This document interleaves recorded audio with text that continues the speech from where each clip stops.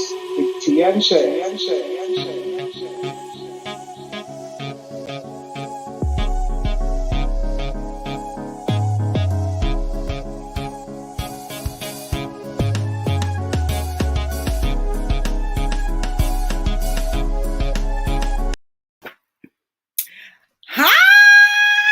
Hello.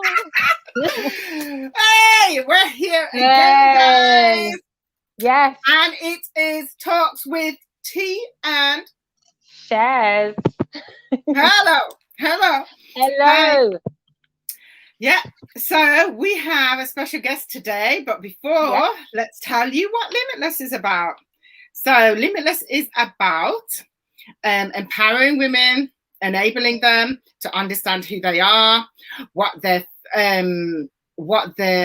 to develop their gifts as well, you know. Do you know, I just thought about that, Shez. Anyway, to develop their gifts, to develop who they are as individuals, and to get focus and clarity about what they're doing. So Limitless Talks endeavors to build that also to allow you to understand different things about yourself, moving forward, how to move forward. At the beginning of the year, we kind of dealt with things like resolutions, then we went on to choices, then we went on to different subjects, different subject matters, and we have been culture. And as you guys heard, we had Isha on last week. We've had her on a couple of times, and she did about her book on parenting, and also we have had our conference in between in May. So we've had so many different things that have been inspiring women and enabling them to move forward. So we want people to understand that we're here to give you insight and direction in certain areas of your life. And with that in mind, we have a lady here today. She's a phenomenal woman of God. Her name is Yvonne, and she is a pastor. Where's my list of things that she does? Because she does a lot. She does a lot. She is a pastor. She's a registered general nurse. She is a behavioral therapist. Oh my God, she's a counselor. She's also a pre-marriage counselor and a marriage counselor. So guys, we want to introduce to the stage Yvonne. She's coming in. Thank you. Hey, so good to have you. Wonderful so good to have you. Amen. Thank you. Right. Yeah, so good to have you. So, Shez, over to you. So, do you know something? Just want to say that we're excited about having you. You know, when me and T spoke earlier in the week and she mentioned yourself, I was like, yes! I was like, this is going to be a good one. Because I've known like different things that you do in the community as well, and even within the church, and it's absolutely fantastic. And I really believe that women will be empowered and inspired to be able to move forward in every area of their life. But specifically today, we are talking about relationships and the area of marriage. But before we get into all of that stuff, Yvonne, tell me something about yourself in 3 words. Well, would you describe yourself in 3 words? Well, it was hard to get it down to 3 words because I'm so effervescent, you know. But I've chosen 3 words which I think will describe me across the board. Number 1, I'm a friend. Number 2, I'm loving. And number 3, I'm a plodder. In other words, I have developed endurance. I keep going. I'm not brilliant because I'm brilliant. I'm brilliant because I never give up. That's right. Wow, I like that. Wow, that's fantastic. I like that one. So, I was going to say, T's already given us a brief introduction of who you are and a bit of your accolade. Would you like to tell us a little bit more, which she might have missed out? Well, I'm a wife of 43 years, which is a major accomplishment, and it's major because both of us are still alive. We had an agreement that we wouldn't part till death, but I thought it was any form of death. You know, so murder was included because I don't believe in divorce, but I do believe in murder. But my husband says it has to be a natural death. So I'm stymied. I'm a mother of 3 children. I've got 2 grandchildren. I'm a mother, spiritual mother of many more at the church in New Jerusalem. And I just love being with people and being involved with people. I'm a gardener. Wow. I'm a consummate gardener. I used to make wine. I used to turn water into wine, but I haven't done that for a while. Wow. I don't know if you've seen any Facebook posts of me talking about my garden. I have. I love gardening, and I love cooking, and I love eating even more. Oh, Yvonne, I have to be honest with you. Just before we go into what we're going to be talking about, I love your garden shows. I can't watch them all, but I really love them because I used to really do my garden a lot. Before my mum passed, unfortunately, it was around about the same time when I would start preparing my garden.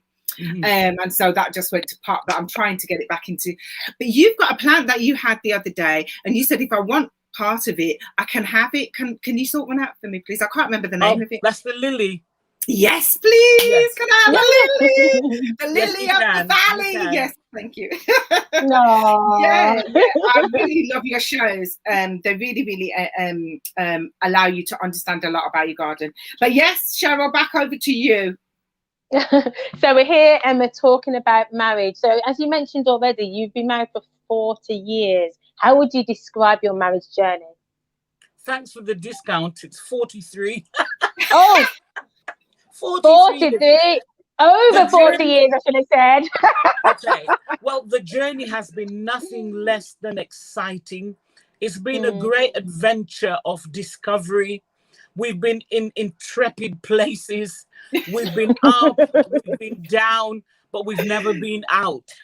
Come on, that's fantastic. It's been a development and growth because, you know, sometimes I think, could I have married anybody else? And the answer is no, every time, because this man brings out the very best in me. Wow. He pushes me even beyond my comfort zone. He encourages me. He's my number one cheerleader. And so I think I'm the same for him. I think that, but he needs to say it. But together, well, you can't assume, you know what I mean? Yeah, I can tell you what he is to me, but he would have to verbalize. But I think he would feel the same way because I stand with him, I back him, I encourage him, I pray for him. And it's a mutually beneficial society. We help one another. We're not always in love because some days I'm not in love, but that's got nothing to do with it, as you said before. Because love is a decision. It's a choice that we make every day. And we're like a limited company or unlimited company, depending how you look at it. And we have objects and purposes that we must accomplish. I don't think that we just came together because I looked at him and he looked at me and thought, let's get married. I think God's hand was in this. God's hand was very much on it. And there's a purpose on our marriage to bring glory and honor to God. Amen. That is really powerful hearing that, because I think it's really important that people understand that after 43 years of marriage, that you can still talk about your husband in a way that even though you've been through different avenues, you can still talk about him in a way that is inspiring to understand to others. Do you know what I mean? I just want to say hi to Radiant. God bless you. Anybody, sorry, just one little thing. If you would like, share, subscribe, let us know you're here so we can see in the chat. We really want to know who is listening in and how much you're enjoying our show today. God bless you all. So I think it's really an inspiration, especially to me being a married woman. I've been married 20 years now. And it's an inspiration to hear that, because it's so important that people understand that there is a journey with marriage, and it may seem sometimes rocky. Like you've said, it's not that it's been plain sailing. There have been rocks and there has been little things that have come up, but you've made it through, and you're 43 years on, and that is for me just it's so inspiring to hear. I'm like, wow. I mean, obviously Bishop Brooks is my my spiritual papa. So as we all know, that's my daddy. Anyway, right. So, but you know, it's an inspiration to hear and to get people to understand that your marriage can go past the argument you had yesterday. It can go past that. But yeah, over to you, Pastor Yvonne and Cheryl. Well, I was going to say, the realities of marriage, we understand that I'm married as well, 12 years. And the one thing that I often tell people is that it is not easy. I don't want anyone to think, because of the way we go out in the community, because of the way we look when we're with people, that when we're at home, it's all plain sailings and we're all just doves and white roses and all these other kind of things that are going on, like the TV shows. And I'm a romantic, so naturally when I go into marriage, I'm going in with that romantic rose-tinted glasses on, even though I had the premarital counselling, even though I was wised up on what actually to expect. So one of my questions for you would be, 43 years ago, what type of premarital counselling was there? What was the process? And, you know, and how now have you changed that processes with the people that you counsel? Are you joking? No, you talk about it. Are you crazy? That's what I'm telling you to go there. Go there. Listen, let me tell you the process that we went through. We were fortunate in the sense that I'm from London originally, and my husband was living in Stafford. And we actually met in church, okay? And what used to happen was I used to write to a group of young people from the Midlands. We were pen pals because it was big in the early 70s. And so we used to write, and then it boiled down to just him and myself writing. Everybody else fell off the wagon. So we kept writing. And I must confess, when he wrote me and told me that he loved me, I was most insulted. How dare he? I was going to marry somebody from my church in London and be in London and live happily ever after. And so there was a little bit of a hiccup there, but we kept writing. And he was very consistent and persistent. So when we realized, because we used our eyes, we looked at what was happening around us, and what we saw tended to shape what we did. So when we realized, or when he realized he wanted to be married to me, he went to my pastor. He took me with him, of course. We went to see my pastor, who told us, he didn't ask us, well, any qualifying questions. How do you know you should be together? How do you know you're in love or anything? It was just, okay, well, you'll need to get engaged. And from engagement to day of marriage, you've got 12 weeks. And that was it. There were no questions answered. We wanted to know, well, what about counseling? What about contraception? Do Christians use contraception in marriage? I think the question should have been, do Christians have sex in marriage? But any questions that we had, we were told to go and pray about it. So we got engaged on the 19th of March, and we were married on the 1st of July 1978. I moved from London to Stafford, and we were in one room in somebody's house, okay?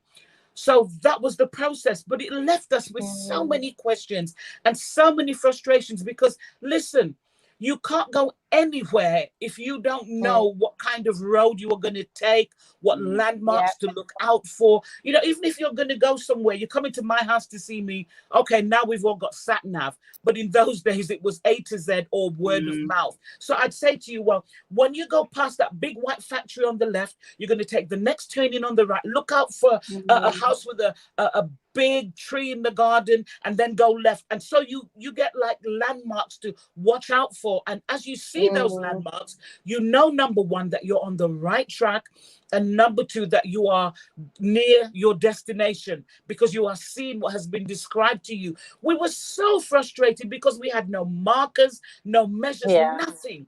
And so literally within 3 weeks of being married, we were consulting with our other friends who were getting married. I think about 2 or 3 of us got married in the same year. So they would come to us and we would dispense our 3 weeks worth of wisdom and insights that we had. And that's where our premarital counseling started. And we eventually ended up writing a premarital counseling book. Now, of course, we use lots of different materials and make the premarital counseling very adventurous. But literally, it was birthed out of our need and our frustration, because there was so little for us. And remember, if there are no guidance, because the scripture says, in the midst of counselors, there's safety. So we felt like we had no boundaries, no protection, no fences. So we had to begin to erect our own. And that is how we've ended up where we are today. That's amazing. That's amazing, because if I'm going to interject a little bit, because my first marriage was very similar to yours. I remember the marriage counselling was, the man said to us, "Do you love each other?"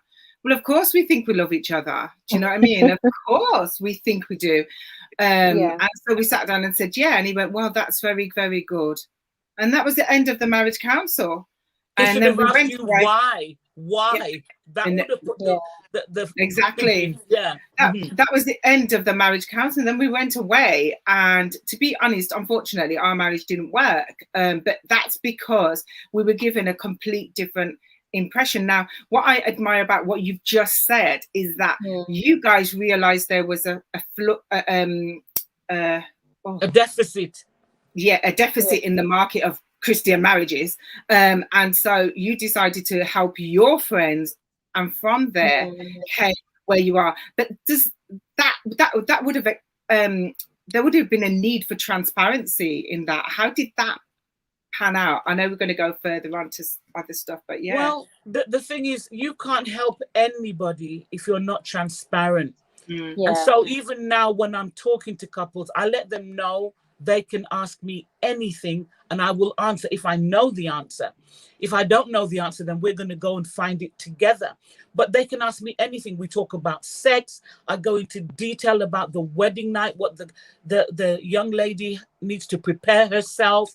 I talk to them about everything, about arguments, conflict resolution. Because listen, if you don't know how to resolve conflict, there is going to be no sex. So that's not a huge problem. So we have to deal with the issues across the board.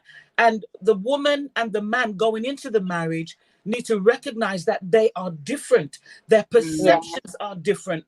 Their expectations are different. And that neither of them are mind readers.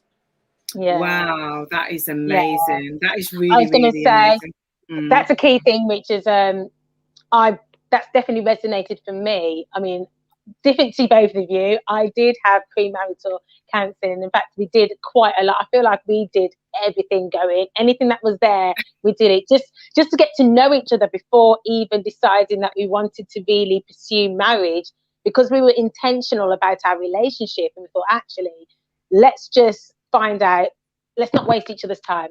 So we did this 101 questions before getting married. We did it before actually committing to each other.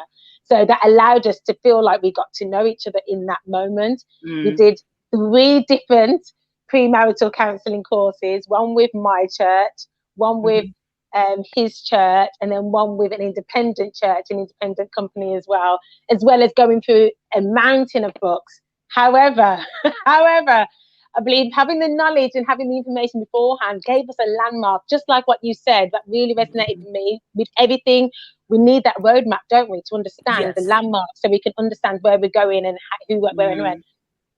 But we had the theory, but the practical is a whole nother business. So going through the process, but it was really good having the theory and having that understanding to bounce back up.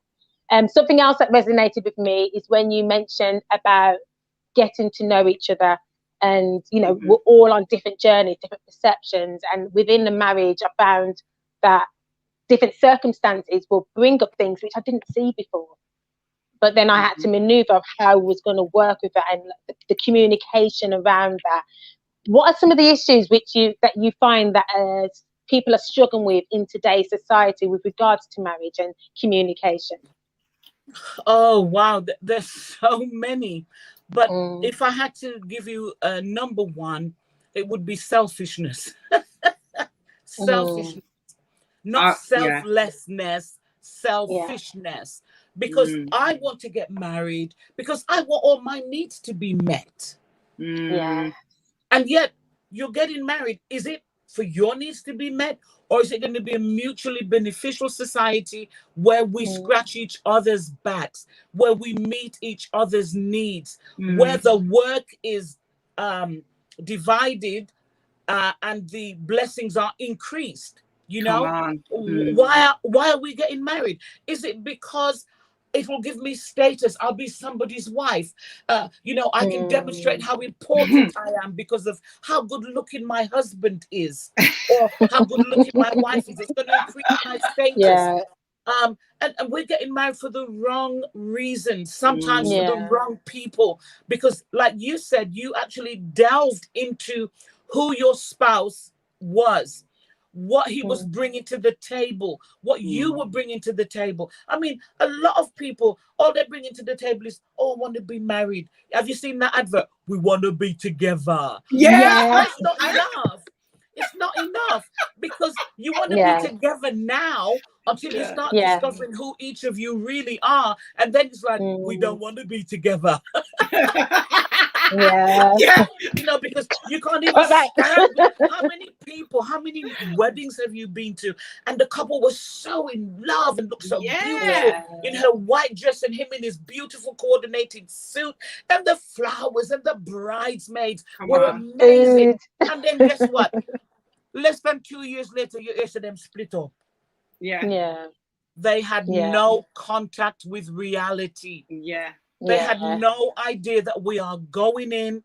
The first year is going to be earth-shattering, right? I always say to the couples, you know, you won't even be able to see each other for the dust, because it's like two worlds are going to collide, you know, bang, crash, and the dust and everything is just going to be falling down. But that's okay, because we have to now come out of the orbit that we've been in and get into each other's orbit, and begin to assimilate and begin to normalize and begin to understand how we function and how we work together, because we have to get a rhythm going. And it takes a year. And that's why it's so important that when couples do get married, there is not a lot of interference from outside people. There's not a lot of interference as in, oh, I want you to take over this ministry and I want you to become a pastor. Not in the first year of marriage. You need to concentrate. You need to focus. You need to learn each other. And you need to find out together from God, what is the purpose of this marriage? Because listen, every one of us, we've been born with purpose, on purpose. Hallelujah. Amen. Come on. Purpose. Okay. And then when we come together as people of purpose, we now give birth to a purpose. Amen. Thank you. We must keep our eyes on that. And I'm not saying that we should go into a marriage and stay in a marriage that maybe is not working. But what we have to do is to actually find out, were we supposed to be in this marriage? Especially if you ask that before the marriage, okay? And then once you're in the marriage, because you already know that you are supposed to be together, there's a purpose and a reason, then you're going to fight for your marriage. Because you have to understand that everything that you try to do for God, there is going to be opposition, there are going to be attacks, and sometimes you're going to be disappointed. But because you're disappointed because something didn't work out the way you expected, is that the reason to dissolve the marriage, or do we regroup and start again? One of the things comes from another perspective, a different angle. Do we actually see our role in what's been happening? Because we like to blame other people. Hortensia never did this. She never did the washing up. She always left the kitchen in a mess. She never made the bed. But what about my role? Any of those things that Hortensia could have been doing, I could have done as the husband. Exactly. You know? But, when I got married, I started to try and model my marriage after my parents' marriage. And my parents were married 52 years altogether. But I soon realized, because my husband told me, I'm not your mother or your father. You know? And I had to get with the program. I had to get with the program and realize that my marriage was a completely new entity. It was a new thing that God wanted to use. And so while I could take some ideas and some examples from my parents, I couldn't just bring it in wholesale and try to live their lives, because they had been married for many years. They understood each other, they'd worked with each other. Now I had to begin to work out this new thing with my husband and to begin to develop a platform on which we would stand, on which we would live our lives, raise our families, and manifest our ministry. Because I'm telling you, when we got married, I had no idea that he was going to be a pastor. No idea. If I knew that, I would never have married him, I don't think. Although maybe I would have, I don't know. Not because he was going to be a pastor, but at 43 years, I'm still thinking I couldn't have married anybody better. So I needed to have married him, right? But we need to understand that our marriage is unique. Yes. Yeah. It's a new family unit, and there is a purpose for it. And that's why we must seek God for that, even before the marriage. So that once you're married, there's not this ifing and, coming and vacillating. Should I, shouldn't I? Should I stay? Should I go? Should I stay? No. From day one, I knew that I had to stay. We actually made an agreement that I wasn't leaving and he wasn't leaving. We're going dead here together. That was the agreement that we had, and you need to enter marriage with that in view, in mind, and that's why it's so important that we do all of our inquiries. I use an engagement questionnaire for our couples. I ask them everything, their attitude on everything that's going to impact in marriage, from finances, from their work life, from the kind of future that they see for themselves. Because listen, you can't wait till 24 years, you want to do a big celebration at 25 years. You need to start putting stuff aside and planning that from day one.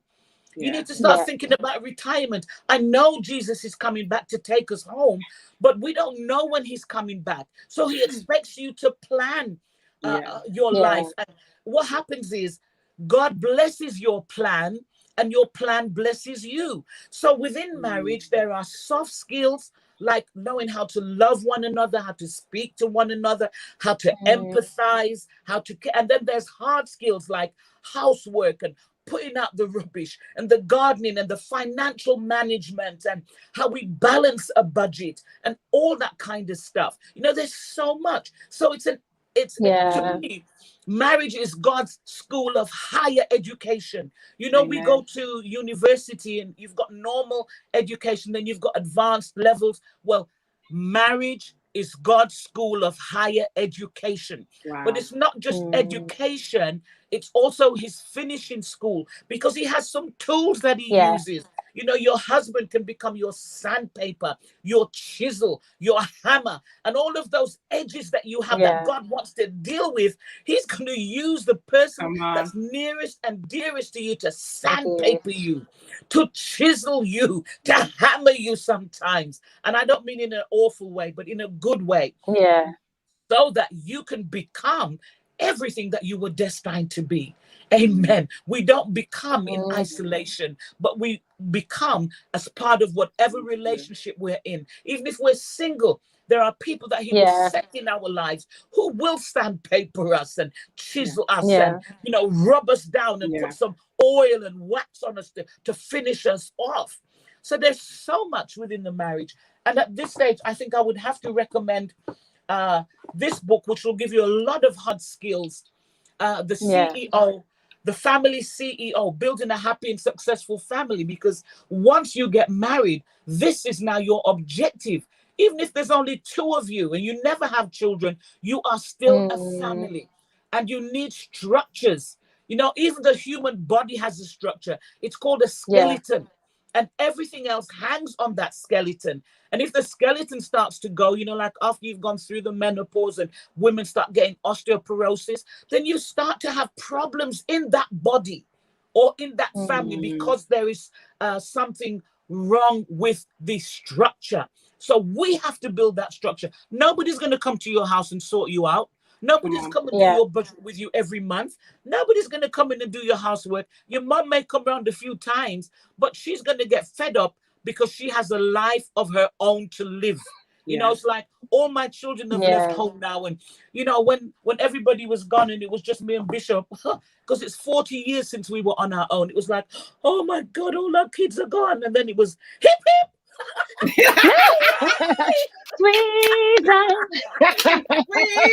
Now I can walk around the house naked if I want to. Yes. Whatever we want to do. Yeah. You know, I don't have to cook if I don't feel like cooking. It's amazing. Yeah. Wow. But if you don't build that into your life, and if you don't plan ahead and think ahead, if you always make your decisions on the run or on the hoof, it's not going to be good outcomes. Because you need to pray over your decisions.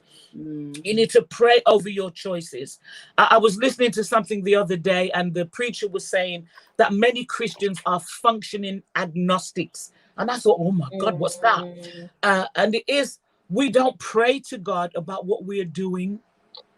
We don't pray over our decisions, our choices.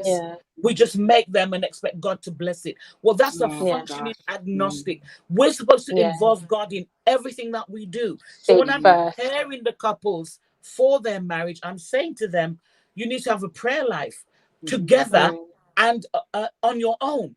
Definitely. And you need to maybe pray together. Of course, I don't dictate. They have to come to agreement amongst themselves, but I recommend at least 3 times a week where they pray openly before each other, for each other, and for their needs. Because listen, in marriage, God has given us a function, something that will help us to function, and it's called agreement. It's called unity. The scripture says that 1 can chase 1,000, but 2 can chase how many? 10,000. So in marriage, we deal with our obstacles, oppositions, difficulties in the prayer of agreement as a couple. But let me breathe and let you say something. Oh, wow. That was really phenomenal. Yeah, we really enjoyed what you were saying, because it's really informative. And I mean, this is just the first talk that we're doing. And it's really informative because there's so many different avenues that even as you were speaking, that people are struggling with. Because, you know, Shez and I was talking the other day, and there are people that during COVID couldn't cope with each other in their homes and are getting divorced. And so these are subjects that realistically need to be had. Communication, obviously, is a key factor. Clearly, as a couple, you made a decision to communicate at the very beginning of your marriage. And from then, you made a decision to stay together till death, even if you were, anyway, stay together till death. and then you made a decision to communicate. And then in that communication, you made the decision to communicate with others. And obviously, from there, you have developed such a phenomenal ministry with couples, you know, because I know that I've seen people marry in your church and there's no divorce. It's like you're watching all the couples from your church and they're still together. They're still together. They're still together, because there must be something that you're doing right that has allowed them to be together. Can I just say hi to some people? Isha, God bless you. I'd love to make all the comments that Isha's making. She's really good. Rose, I want to say hi. Great for being on here. Sharon Hendricks, Rosemary Curley, Natasha. Let me see. There's one more person that I just seen. Marcia, Pastor Marcia Levine. Sharon, Radiant. Thank you all for your comments. We're not going to comment on them today because we've got such a lovely woman flowing with regards to marriage, and I'm hoping that this is really helping you people who are married to understand, even if you have been married for a while, that you might need to set some other stuff in place that you probably didn't at one point. But Pastor Yvonne, I mean, I'm just like, whoa. This is like literally phenomenal. You don't get married for sex, as you said, you know, I mean, that's not your reason for getting married. You don't get married because of an emotion. You don't get married because I feel that this is the one for me. You've not done your research. You've not done these things. There's a lot of divorce, mainly because they haven't done the things that they needed to do. But what amazes me the most, and I'm going to let you talk in a few minutes, or Cheryl, however it goes, was that similarly, when I got married to my first husband, it was very similar to what you had to go through. You know, you're caught in, so you have to get engaged and you have to get married. And so 12 weeks after, I mean, that was really 12 weeks. Like you're down the aisle. I mean, did they ask you if you had the money to get married? You know, you fell in love, or you had some lovely infatuation feelings at the time, you know, and then they didn't even know if you had the money or not to get married, and then you had to go and live in somebody's house as a newly married couple. That's got to be a lot of dynamics in that. Whereas in today's society, I mean, when Stan and I got married, we did a lot of checks beforehand, because obviously we were both married before, and we were like, I ain't doing it again. This is just not, you know, gonna happen.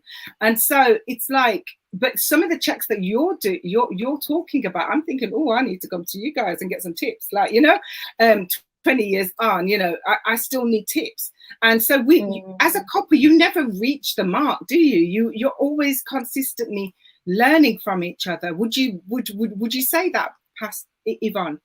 Yes, I would say that. Hortensia, until you die, you can never actually measure the level of perfection that you've come to, because every day is a new day. And listen, you didn't go to bed with Grumpy last night, but you sure woke up with him this morning. So every day is different. Feelings are different, but that's why you cannot go by feelings alone. Because if you follow your feelings, you could get divorced 3 times a year, 4 times a year, you know, a week. So you have to have a decision. Remember the goals that you have, and that's why it's so important that as a couple we do sit down and we discuss our goals. Our goals for buying a house. Mind you, most couples today, they're not getting married till they've bought a house. I don't know if that's such a wonderful thing. It's great if they can do it. But I think we learn so much in the process of working together and coming together, that sometimes it's really worth just saving up and buying a house after you're married, rather than waiting 3 years to get married. Dear God, do you think we could have done that back in the day? You're crazy. First of all, they didn't trust us to not sleep together before marriage. And I'm sure that's why there was a 12-week limit. Wow. But we were fortunate, Hortensia, in the sense that because we had been writing each other from 1973, we knew a lot about each other. But it was only like about 1976, at the end of 76, that we actually started to think about, oh, this could be it. And I wasn't crazy overhead in love. I was in love. And I'm speaking now backwards, looking at it from this viewpoint, and realizing that, yes, I felt I was in love, but it's only now that I'm understanding how small that love was. It was just so small. Yeah. It's only now, after all the things that we've been through together, ups, downs, financial challenges, struggling with people as we began pastoring and experiencing the backlash of what can come with all of that, struggling to make sure that we were being a good example, not just as a married couple, but as an individual Christian, meeting all of the commitments that you have, because at one point, both of my parents returned from Jamaica, and they came, you know, the old church we were at, Hortensia, they came and lived in one of the flats by that church. So then I was caring for both of my elderly parents, and then my dad died, and then I was caring for my mother, who then went on to develop dementia and Alzheimer's. So you don't get to be married in isolation. Come on. No, it's not the only thing you get to focus on. Also, I can make myself beautiful and be in a reclining position with perfume and grapes and wine when my husband comes in. No, I've got all of these balls that I'm juggling. And then going through the season of rearing your, well, first of all, birthing your children. How glamorous is that, you know? Because my pregnancies, especially my last one, when my son was born, he was 12 pounds, 4 ounces. Wow. I looked like a house. People were afraid to talk to me in the street. So there's all of that season. Oh my gosh. You know, going through all of that, going through the stage when they're toddlers and, you know, they're oppositional, and then going through to teenage. But I'm so grateful that I seem to have missed out on that teenage angst and that rebellious thing that went on. And even now, I mean, my eldest daughter, she's 40. And I'm telling you that up to yesterday, this morning, I was thanking God for my kids, for the way that they, sorry, not kids, don't let Bishop hear me call them kids. No, my, no. my adults, because I can't call them children. The youngest one's going to be 34 this month. And so for my adults, I have to thank God because of their heart, their disposition, how we were able to work with them, you know. And one of the things that we adopted, okay, so we're just talking on family just for a minute. One of the things that we found so very important was the meeting around the dining table. So many people have gotten rid of their dining table, but every day we would be around that dining table and we would have our family board meeting. So from the youngest to the eldest, including parents, we would talk about our day from the time we left the house until we came to sit at this table. Everybody would have to share. As parents, this allowed us a window into the lives of our children. From the time they left the house in the morning, went to school, experienced everything they did at school, we listened for names that would reoccur, teachers' names, anything that happened. And I'm telling you, my husband would be on it. He would be up to the school to speak to the teacher. Why was this allowed to happen? And you didn't inform us about it. Why did this happen? And you didn't bring us in. So we knew what was happening with our kids. But not only did we learn what was happening with our children, we also trained them in public speaking, because they were able to speak about their feelings, what they were going through. And so this actually led to less arguments and fights within the house, because when you can express yourself verbally, you don't have to resort to this. Okay. And so they learned to express themselves. Their vocabulary was very good. And they also were able to now talk to other adults outside of our home and express themselves. And so it's very beneficial. Plus, at the end of all the talking, one of us would lead in prayer based on the requests that were expressed during the time that we spoke. And so this is a wonderful way of training your family, of giving them skills that they need to survive on the outside. Up till today, my children can speak to anybody. They have the vocabulary, they have the articulation, they have the ability. And so we have to realize that we're a married couple, but we're not just a married couple if we go on to have children. We are now CEOs of the family, and we are responsible for the way our children are seen on the outside and represent us on the outside. Wow, that is just amazing. That is really fantastic, isn't it, Shez? Really is. And it is because I was going to say, just before we go there, just the because I'm CEO looking at the time. Yeah, I know. I'm looking at the time too. All right, thinking, scream! Go on. Yeah. So we're going to have to get you back on again, guys. I just want to say, any information we will put in the chat or at the bottom in the description box as well. So please check out the YouTube video and actually check out the Facebook for this video as well. And that information will be put there for you. And I'm really sorry to cut you, but I am mindful of the time. And this just basically means as an opening, you will be coming back again, because this is such a huge topic. Absolutely huge, and there's so much things which we haven't even we have not even scratched the surface yet. We've not scratched it at all. So marriage is for life, so it's like it is, you know, it's factual. It's going to be a large topic. Relationships is something that we go through every single day, whether it's with our family members, whether it's with our colleagues, with our next door neighbors. We're constantly trying to relate to somebody. So we recognize this is a huge topic, even bigger than what we thought it was going to be. But I'm excited about how it's going to bring forth release and freedom, because reality, when you think you're in an island, when you think you're going through something by yourself, sometimes you become isolated and quite depressed by that. But we're hoping that these conversations will allow you to recognize that there is hope. There is hope in any situation. So I encourage you, for those of you who are in the chat, or for those of you later on who are going to watch this, please put any questions that you have. We will be having Yvonne back, so we will be able to answer your questions directly.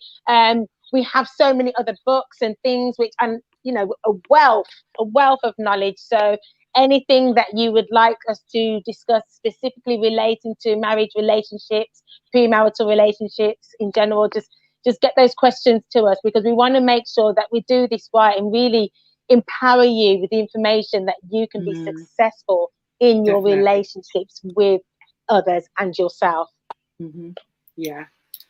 So with that in mind, oh my gosh, I can't believe the time has gone so quickly. But okay, so lucky. It is what it is. Fantastic. I was reckon, can we go for another hour? Do you know what I mean? The information was just so full. And thank you all for watching us today. I'm lost for words because it's so powerful. But what I'm saying is that, guys, come back on next week. Pastor Yvonne, Yvonne, are you coming next week? I'll try.